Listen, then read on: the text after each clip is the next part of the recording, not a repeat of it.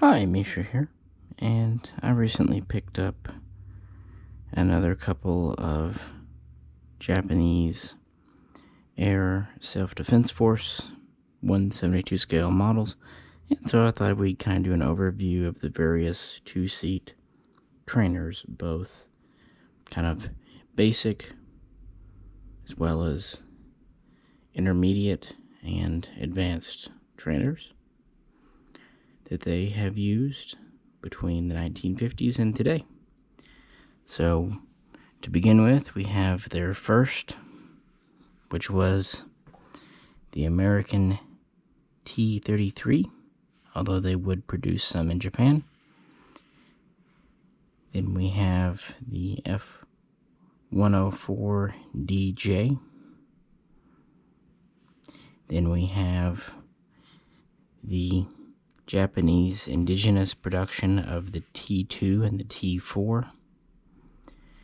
Then we kind of come back to another American design with the F15DJ, and then their current modern trainer, the F2B.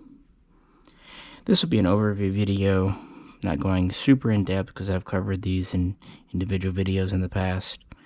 And yes, just because it is important, I even have a little model of the T1. Now, this is not 172 scale, this is a little one from De Agostini, but I figured since neither Corgi nor Hobby Master make one yet, it'll work, so we can talk about the T1 as well, because it was important for being quite a few firsts in Japan.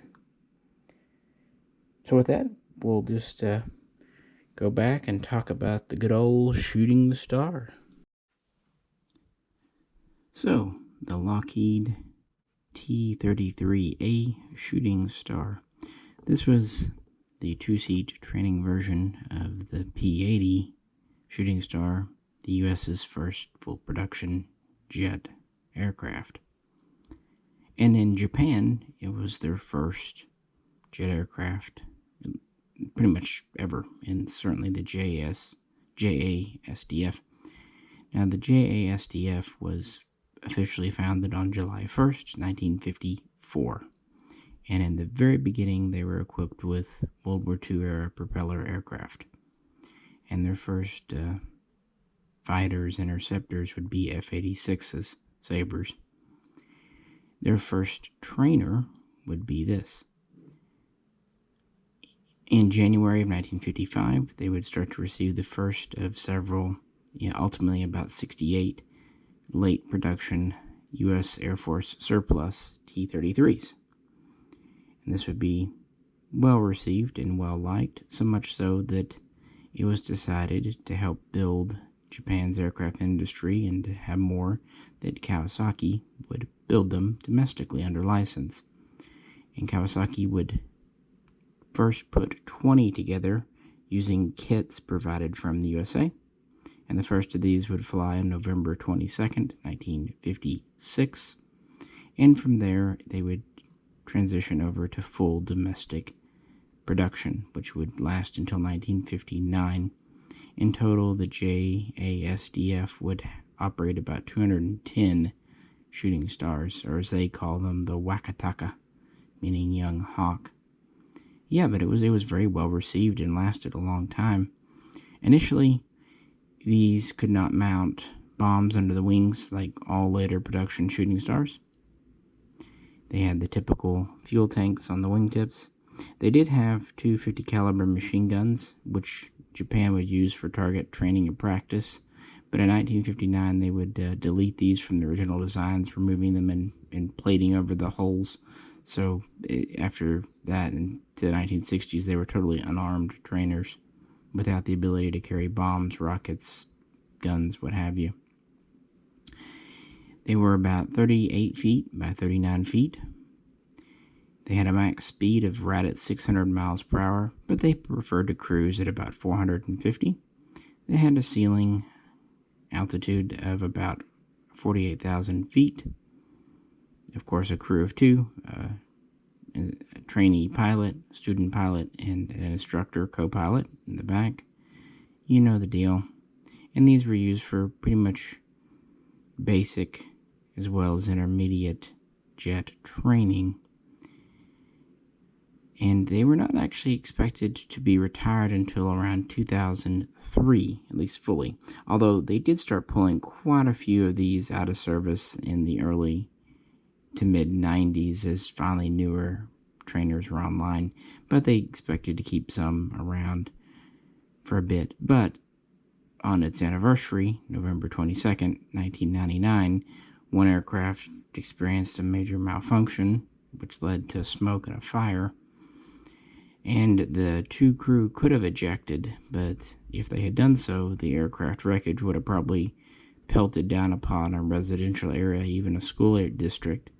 So the two crew very bravely continued to pilot the aircraft, even though it was on fire, until it was really out of a danger area. Unfortunately, by this point, it had lost so much altitude that they could not safely eject, and so they lost their lives. But in doing so, the two men became, rightfully so, national heroes, because who knows how many people the wreckage could have killed. This led to an early retirement of the remaining Shooting Stars T33As in June of 2000. But still, yeah, not a bad record at all. 40 plus years for these aircraft in service, and again, the first jet in the JASDF. This model here is from Falcon. It's long out of print. I really like it. It's one of the kind of prizes in my collection. It is pretty much entirely metal with an opening canopy, gear up or down. It did not come with the crew figures. These are from Hobby Master, but they are actually Japanese pilots, so that's kind of neat. And the Hobby Master pilots fit right into these Falcon models. And that was the beginning. With that, let's move on to the T-1. The Fuji T-1. And again, sorry for the little model. This is about a 1/100 scale. But it's the only thing really available. So it'll do as a stand-in. Well, after World War II, Japan was not really allowed to research, develop jet aircraft. And this prohibition would last until around 1952, by which time the Allies were comfortable enough with Japan getting back into the military. In fact, eventually they would want them to because of the growing communist threat, and it was Japan that was reluctant. But like I said, in 1954, the JASDF was established as a strictly speaking defense force. And the idea already was set by the Defense Ministry to produce a domestic jet trainer. And ultimately, the company selected to do it would be Fuji, which was essentially the post-war successor to Nakajima, who produced the Ki-43, the Oscar, during World War II, amongst many others. And while they were hoping to have a domestic engine, it wasn't ready in time for the first test flight, which was January 1, 1958. Instead, they would use a British Bristol Siddeley Orpheus engine for the first production run, which would be the T-1A ultimately. And they would build 46 plus a couple of prototypes using the foreign engine. And then in May of 1960, they would test fly the T-1B, which had a Japanese turbojet engine instead. And the idea was to produce 200, give or take, T-1s. And they did ramp up to make the T-1B, producing 20 between 1962 and 1963. But then production was halted because of our next aircraft. We'll get to that in a minute. So ultimately they would only build 66 T-1s, and these would be used as an intermediate trainer, sometimes also just kind of a basic trainer. It was just under 40 feet long, had a wingspan of about 34.5 feet. Of course, a crew of 2. Little less impressive performance compared to the T-33, maximum speed of about 575 miles per hour and a cruise speed of just under 400 miles per hour. It had a maximum altitude of just over 47,000 feet. It could be fitted with one 50 caliber machine gun for target practice or training. It had 2 hardpoints, one under each wing. They could take ferry tanks. In a pinch, they could also drop iron bombs, or even later on AIM-9 sidewinders, because while these were all used as trainers, it was thought that if an invasion ever happened, if something ever went down, they could retrofit their trainers into combat aircraft. Obviously this never happened, but the idea was there for the T-1 as it would be for later aircraft too. So even though production ended in '63, these would continue to see use through the 1980s and 1990s as kind of basic and intermediate trainers. Finally, in 2003, most T-1s would be pulled out of service, just leaving a few for backup training. And these would be finally completely retired in March of 2006.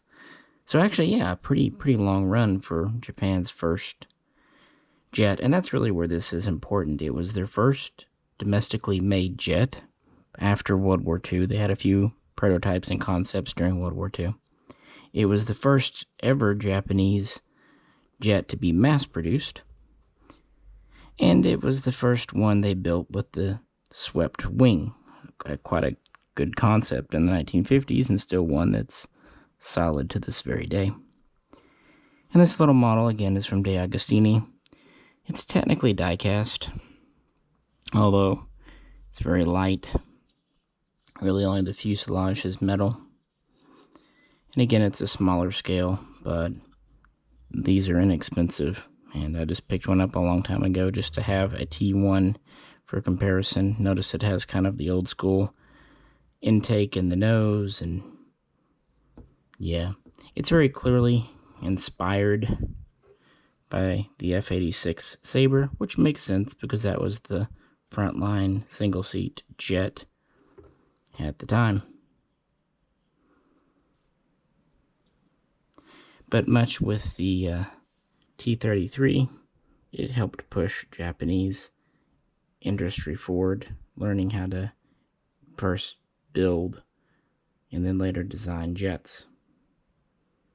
And with that, let's move on to the Starfighter. The F104DJ, also known as the Eagle, the Glory, same basic name as the F4J in Japanese service. And this was Japan's first truly advanced trainer. And the story kind of dates back to the late 1950s as, time is progressing on. Japan is looking to replace its aging F-86Fs and F-86Ds, and so competition is held. And in November of 1960, it's announced that the JASDF will go with the Lockheed F-104, specifically a variant of the F-104G.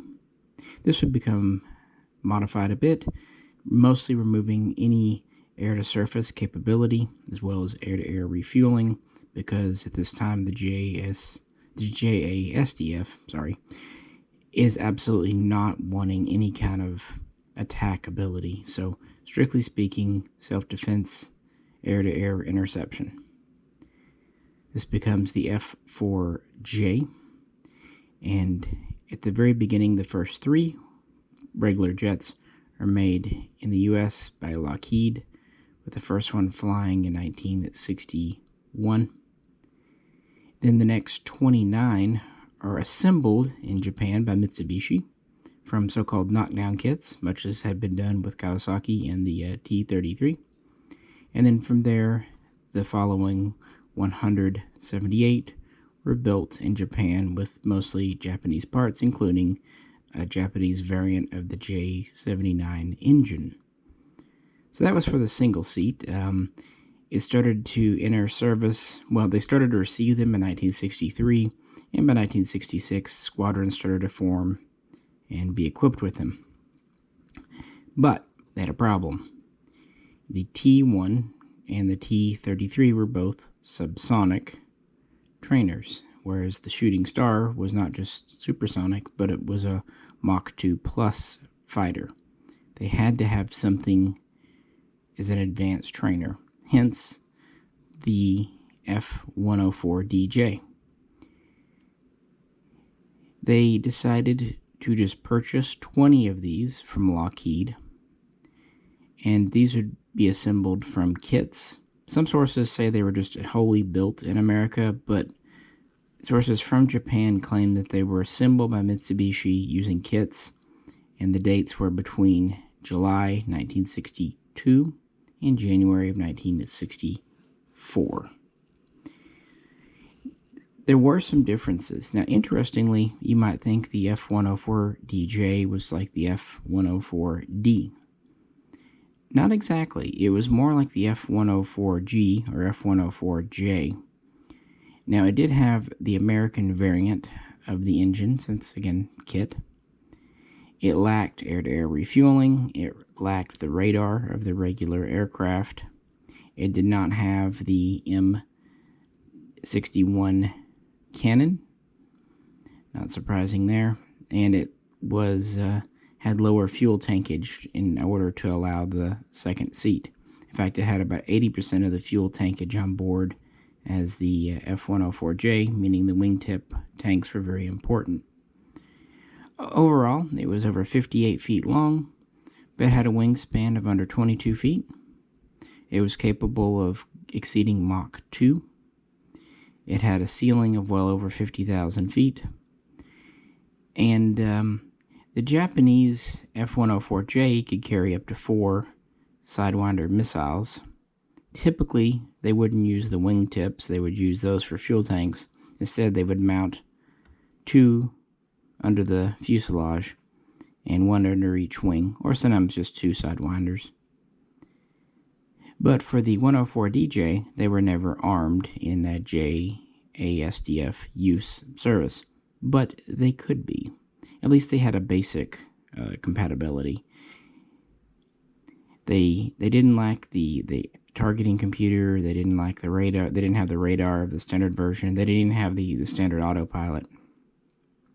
But they could mount Sidewinders. Interestingly, they could not mount them under the fuselage, so that only left either the underwing hardpoints or the wingtip rails. Again, since this already has less fuel, basically you're stuck with maybe up to 2 AIM-9s, 1 under each wing, in theory, but in practice they did not. A few other differences for various technical reasons. The landing gear was reversed. The regular F104J landing gear would fold downwards into the rear. With the DJ, it would fold down into the front. This is just because of room for things in the cockpit there.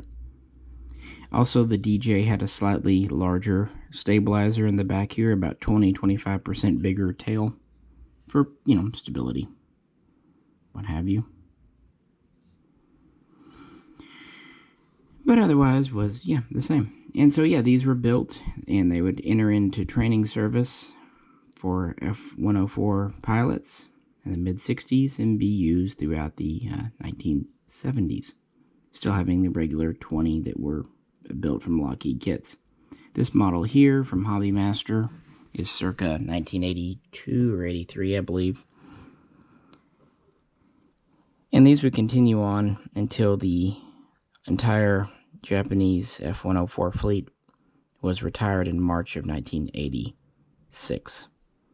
During their service, of the 22 would be lost in accidents, meaning they had 18 left. And actually in 1987, 5 of the lower mileage 104DJs were sold, given, traded to Taiwan, along with several of the 104Js, and thus ended the service. You know, the Starfighter had a mixed bag reputation as far as reliability, but it did serve to be a Mach 2 trainer when Japan really needed one. And that worked well when they just had the 104 fleet. But when they adopted the F4 Phantom, they quickly realized they needed more Mach 2 supersonic capable training aircraft. And thus we come to another domestic design, from this one from Mitsubishi, the T2. The T2 here from Mitsubishi really pushed Japanese industry forward. As early as 1960, they knew they needed an advanced jet trainer. Of course, the DJs helped a great deal, but they only had 20. Therefore, 1964, as the last of those were delivered, the TX project was started to make a trainer advanced. And it was also hoped that practice with it would help them push their own industry forward. The USA really wanted Japan to go with the T-38, which was kind of a logical successor to the T-33. And from Europe, Apricot Jaguar looked very attractive to JASDF, and they really did look into acquiring a license for the Jaguar, but it didn't work out politically and really economically. So it was decided to open it up for domestic designs. In 1967, our 3 manufacturers, Fuji, Kawasaki, and Mitsubishi, were all invited to submit designs. Did so, and in September of that year, the Mitsubishi design was selected.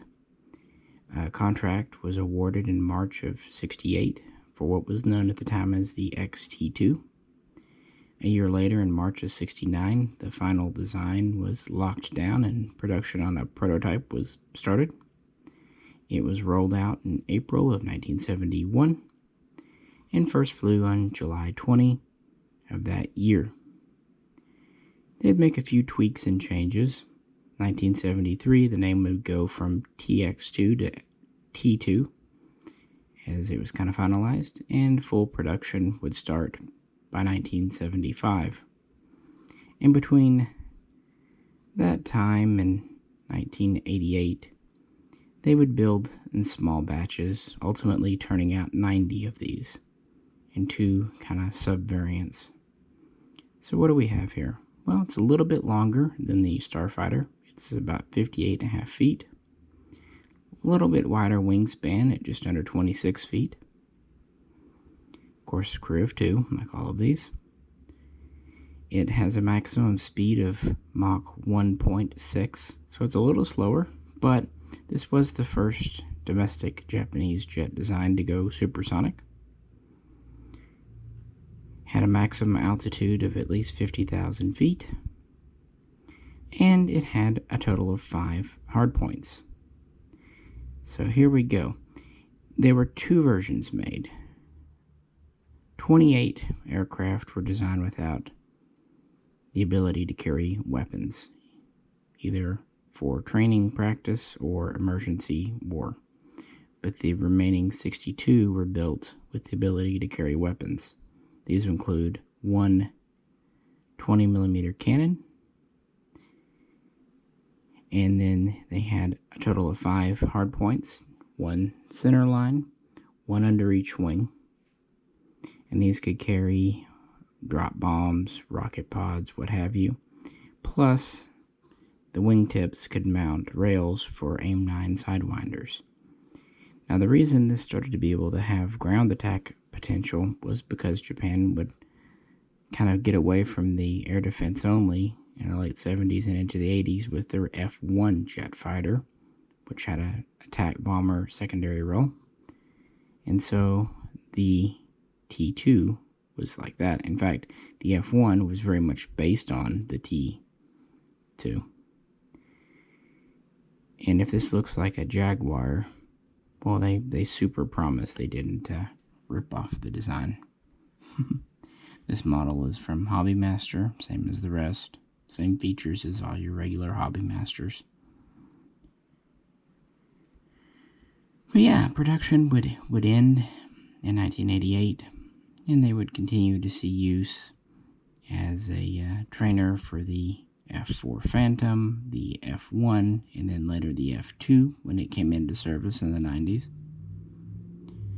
But they were starting to look a little long in the tooth, so some of the older ones were retired in 2003, and then the remainder of the fleet was retired in 2006 in March, ironically at the same time as the remainder of the T1s.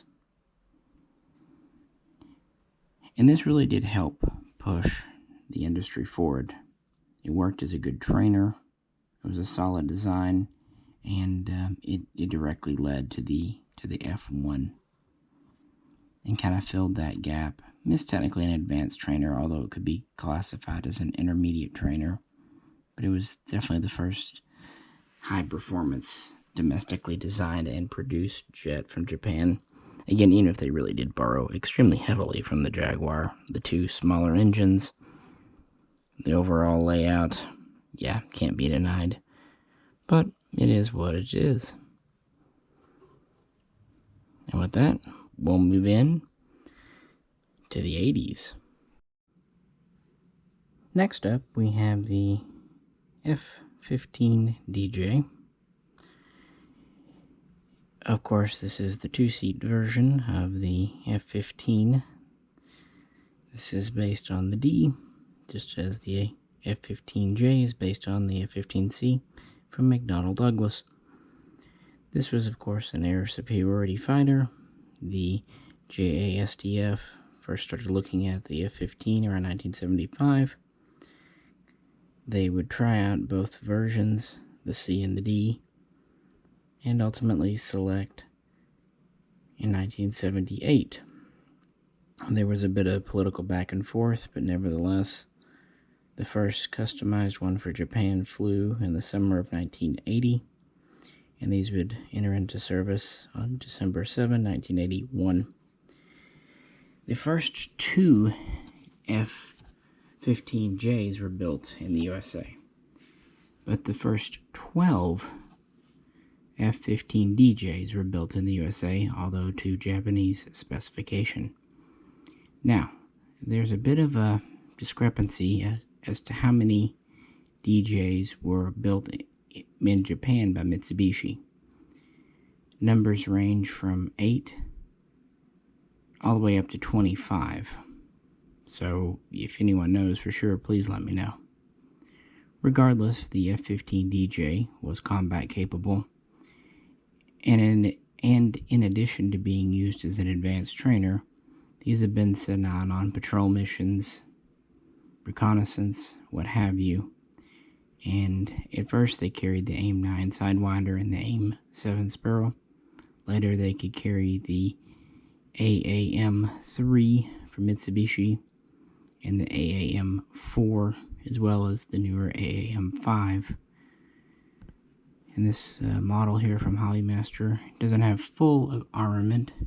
It doesn't have the long-range Sparrow or AAM-4s under the fuselage, but it does have 4 AAM-3s, I believe. These might be AAM-5s, but either way, short-range missiles for more defense. These could also have a 20mm cannon. Overall length is about 63 feet, with about a 43-foot wingspan. At altitude, the F-15 is capable of Mach 2.5. At low altitude, it's capable of about Mach 1.2. And it has very good altitude of 60,000 plus feet. And the trainers don't really lose anything because from the beginning, the cockpit was kind of designed to either be a one-seat or two-seat. So while this is a trainer, it was more of a multi-role craft than what we've seen before. And production of the DJ, along with the J for that matter, was from 1981 through 1997. And these are still being operated as we come into 2021. Some of the older aircraft have been retired. Some of the newer ones have been upgraded with different compatibility computer systems. And while the F-35 is starting to replace some of the F-15s in Japanese service, the F-15 still has a lot to offer, so it'll probably stick around for a little while longer. And yeah, the DJ, up to this point, is one of the most advanced training aircraft that the JASDF has operated. And so that kind of fills the role of advanced trainer, at least for some. But by this point, our basic and intermediate trainer roles are kind of long in the tooth, what's being used for those. So the next step was to look towards that. The Kawasaki T-4, a neat little aircraft, and this was designed to be a basic to intermediate jet trainer. In the 1960s, we had the TX program that resulted in the T2. Well, now we have the MTX program. And Mitsubishi and Fuji both submitted designs, but in the end, Kawasaki would be declared the winner in 1981. And the design was pretty much ready to go as the X-T4 in 1985 flying. They would build 4 prototypes, which they would extensively test for 2.5 years, with the first production model ready in 1988 and flying that year. And since it was so trouble-free, it was introduced in the JASDF service in September of that year, allowing them to finally retire some aging T33s and T1s. It's a relatively small little plane. It's about 42.5 feet, a little more, by 32.5 feet. Maximum speed of about 645 miles per hour. Max altitude of just shy of 50,000 feet. Unlike the T2, it wasn't really designed with armament in mind. It did have 2 basic hard points, one under each wing. Typically these would be used for ferry tanks, although on a pinch they could be used for missiles, bombs, rocket pods, but that wasn't the main focus. But it was there just in case. The goals behind this, they wanted something durable, reliable, safe, and affordable to purchase and economical to continue to operate.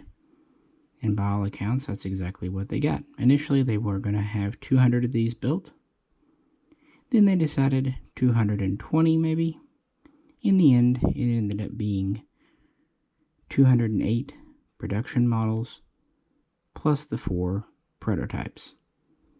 And production would run up until about 1996.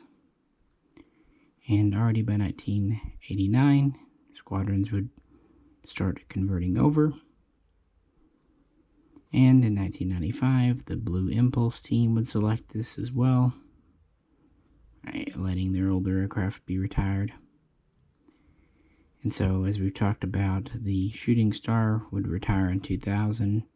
Most of the T1s would retire in 2003. And that let the T4 replace them here.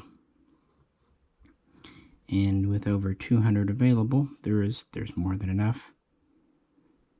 And yeah, it's just a simple, neat little jet trainer. A little bit like the T2, 2 engines, just smaller, more forgiving. A little bit of a cramped cockpit, can't be said otherwise. But this gave them a basic to intermediate trainer to work alongside their advanced trainers. And in a pinch, they could be pressed into other roles if ever needed. Although since they're clearly subsonic, wouldn't be anything in the fighter intercept. And with that, we come to our final trainer today. And we end things with the Mitsubishi F2B, which is a variant of the F-16, but pretty radically different in a lot of ways. It's actually based on a design that General Dynamics never put into production, the Agile Falcon. Larger wing, larger tail, 2 additional hardpoints, different canopy. And I recently did a full video on the F2A and B, so I'm not going to go very much into detail here, but it had to be mentioned. The B is the 2-seat version. After all the politicking, these first flew in 1995. There would be 4 prototypes. There would be 2 of the F2As and 2 of the F2Bs. They were hoping to have them in service by 1999, but because of a few issues, it was not until 2000. And this was always kind of a joint project between Mitsubishi and, well, it would be Lockheed Martin, because they purchased General Dynamics in 1993, I believe. But, yeah. And originally, they wanted to order 130 83As and 47 Bs, but in 2004, because of cost overruns, this was reduced to 98, and that would be roughly around 35 Bs built, with the rest being As, and they would be used for training, kind of supplementing existing advanced trainers, and allowing some older ones to be replaced. Much like the F1, the F2 had some ground attack capabilities. They could carry anti-shipping missiles, bombs, and pretty good performance. He was capable of exceeding Mach 2, had an altitude of over 59,000 feet. Yet, of course, it was considerably smaller than the F-15, under 51 feet long, and about a 36.5-foot wingspan.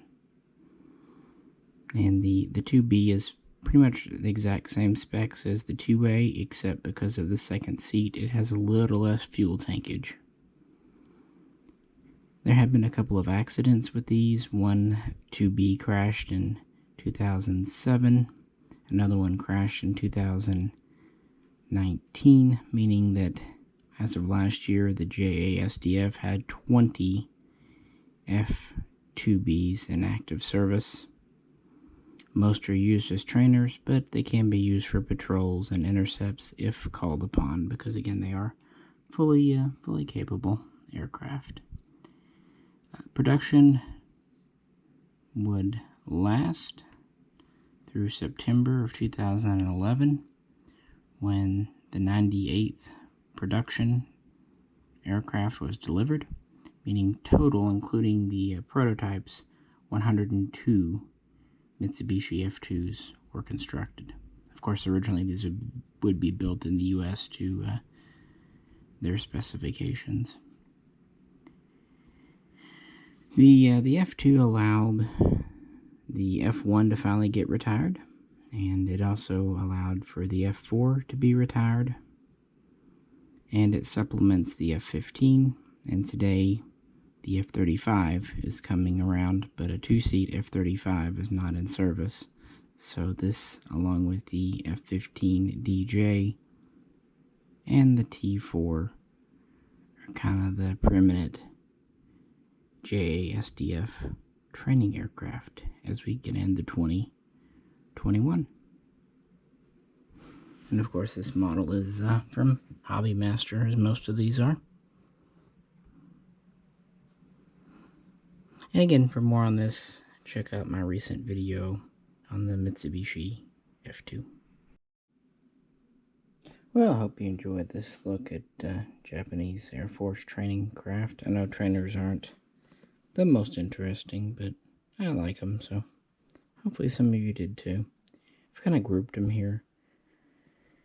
The T series, the T33, the T-1, the T-2, the T-4. These are all purpose-built trainers. While the T-33 was based on the P-80, the F-80, it really didn't have any combat abilities to speak of. Same goes for the T-1. The T-2, of course, led to the F-1 and could be armed up, but it never was in practice. And the T-4, nah, not really. I mean, it's a subsonic jet in the modern era, so it's not going to really be doing much besides basic weapons practice.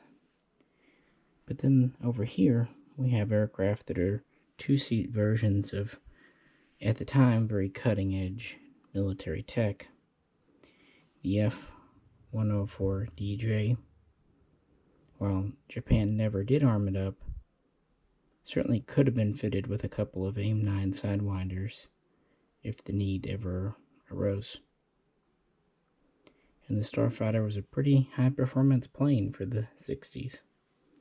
Likewise, the F15DJ really has flown with weapons, and much like the F-15D, many militaries have used these in combat. Having the second seat isn't just for an instructor, it can be for a weapons officer or what have you. And this was still an air-to-air aircraft with limited ground attack abilities, which is why the F-2, which was a true multi-role aircraft, was important. It allowed the F-1 to get retired. It had anti-shipping missiles, it had air-to-surface guided missiles, as well as just regular munitions. And the F-2B, while mostly used as a trainer, certainly can be and has been armed up for patrols and intercepts of, say, Chinese or Russian aircraft. And again, I've covered these more in more detail in their own individual videos, but since they're all kind of here, I thought, why not do one dedicated for them? So let me know what you think, if you could. As always, please like, share, and subscribe. This is Misha, and I'll catch you very soon next time.